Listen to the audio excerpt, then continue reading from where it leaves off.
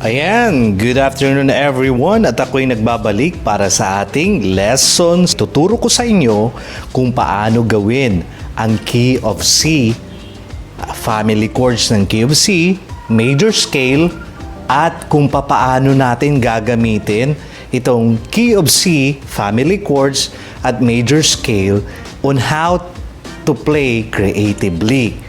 Ngayon, focus muna tayo sa key of C kasi ito ang pinakamadaling key ng kanta.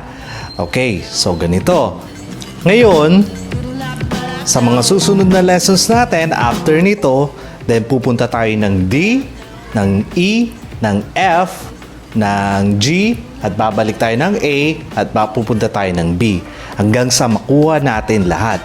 So ngayon, focus muna tayo sa key of C, family chords niya, at scale, at kung papaano natin i-apply later on ito sa kanta. Sige, proceed tayo. Ano nga ba ang family chords ng key of C? So, una, gaya ng tinuro ko sa inyo, saan muna dito ang C? Pag dalawa, diba, sa gilid niya, C. Dalawa, C. Lahat ito, C. So, ang family chords ng C, dahil mag-start siya sa dito sa note C, C, D minor, E minor, F, G, A minor, at wag na natin galawin itong B. 6 na chords muna pag-focusan natin kasi sa common pop song, worship song, yun lagi ang tinutugtog. 6 lang. Diyan muna tayo. Sige, ulitin natin. C, D minor, E minor, F, G, A minor, then babalik tayo sa C. Gets? So, bago tayo mag-proceed, kailangan mo munang kabisaduhin niyan. So, C, D minor, E minor, F, G, tapos C. Kung papansinin mo sa key of C, lahat ng pinipindot natin ay white notes lang. Wala tayong tinutugtog na black notes. Kasi yan lang ang scale or notes na kasama sa family ng C. So ibig sabihin, lahat ng family na tinugtog natin kanina ay puro white lang. Ngayon, ituturo ko na sa inyo ang scale ng C or key of C.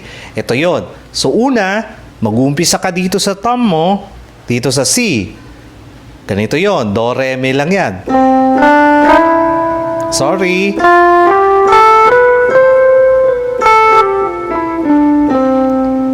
Ganun lang, di ba? Do, re, mi, fa, sol, la, ti, do. Di ba? Kasi kung papansinin mo, paano ko nasabi na dapat yun lang ang pindutin mo kapag ang kanta ay key of C? Kasi samplein natin kapag merong black na naisama.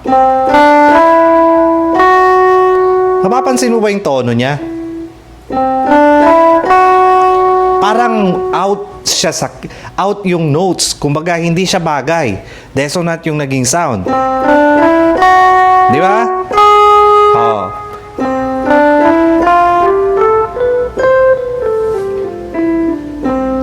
Yan ang ibig sabihin nun. Kasi pag may pinindot ka dito sa key of C na black, kasi hindi siya kasama at ang kanta ay key of C, hindi bagay yung tunog or out of tune siya. Tama?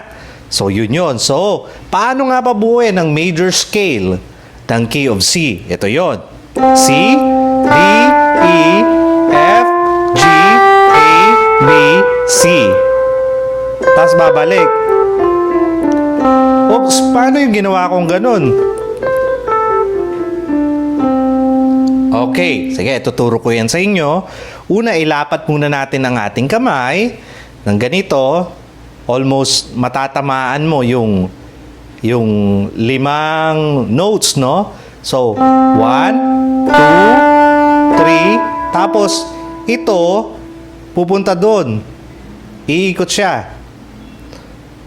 Iikot siya pababa. Oh, ganon. Tapos babalik yung ulit. Tapos pagpabalik naman, so nag-gets nyo yung ganon. Iikot to. Pababa. Oh, ganun. Tapos pabalik. Ngayon, paibabaw naman. Yan, practicein nyo yan, ha?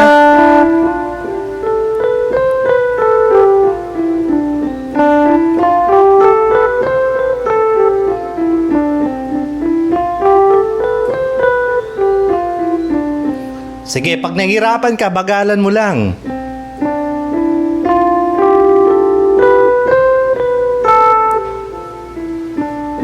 Exercise nyo yan. Every day, gawin nyo yan. Gumawa ka ng 10, dapat, at kapag nagkamali ka, umulit ka ulit. For example, nagkamali ka, ay ulitin mo. Hanggang sa mabuo mo ang 10 ganyan na paulit-ulit na wala kang pagkakamali.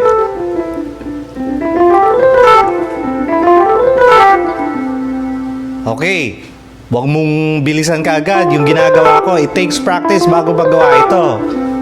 Kailangan mabagal muna. Ang technique lagi dyan, slow but surely.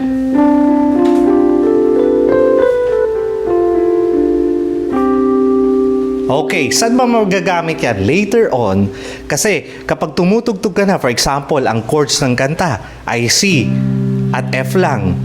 Later on, kapag gusto mo mag-play ng creatively, pwede mo siyang magamit. For example, C at F lang yung chords ng kanta. C, F, diba?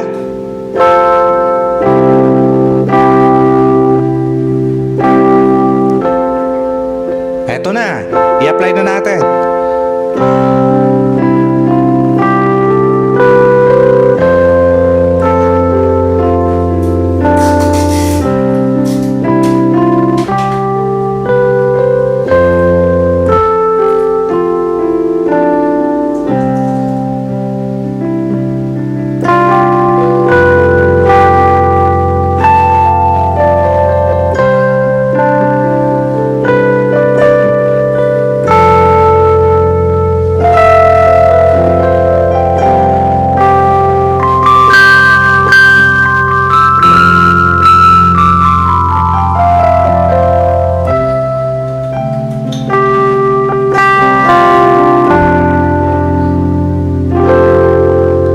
Yan yung application niya.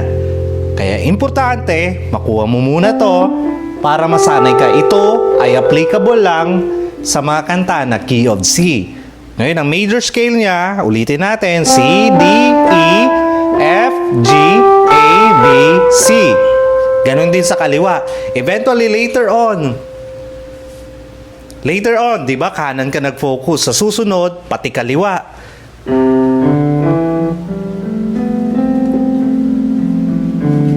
Paano naman yung kaliwa? Same din. Baliktad nga lang. Tapos paibabaw to. Tapos pag babalik na, pailalim naman. Then later on, sasabay mo, practice yan.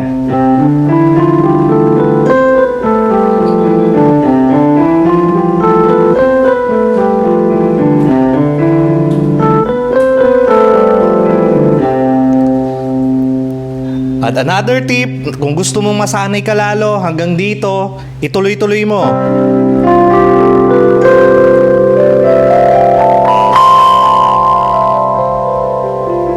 Paano yung ginawa ko? Tapos, ibalik mo to.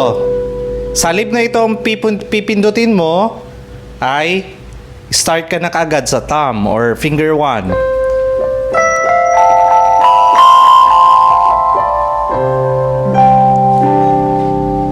Okay, so yan na muna ngayon. Yan ang key of C. Ngayon, may tanong ako sa inyo.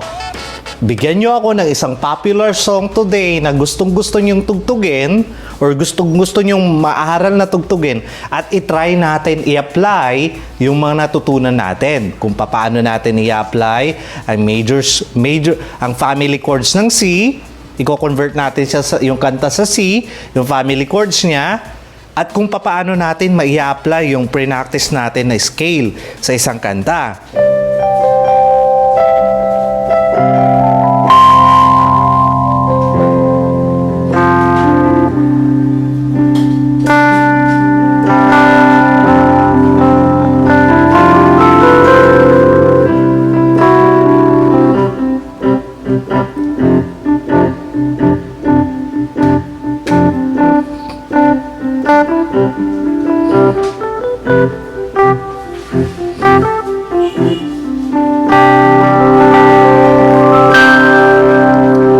Sige na, comment na kayo at i-comment nyo na yung song na tutugtugin natin para sa ating application. Sige, see you again next time.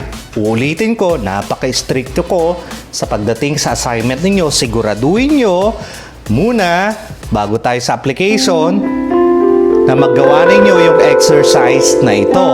At itry nyo din sa kaliwa.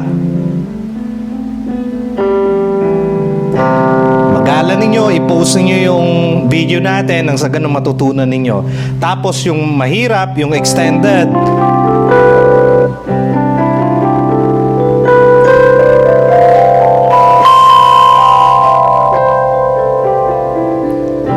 extended, 2 octave ang titirahin nyo. Okay? See you again sa ating next lesson.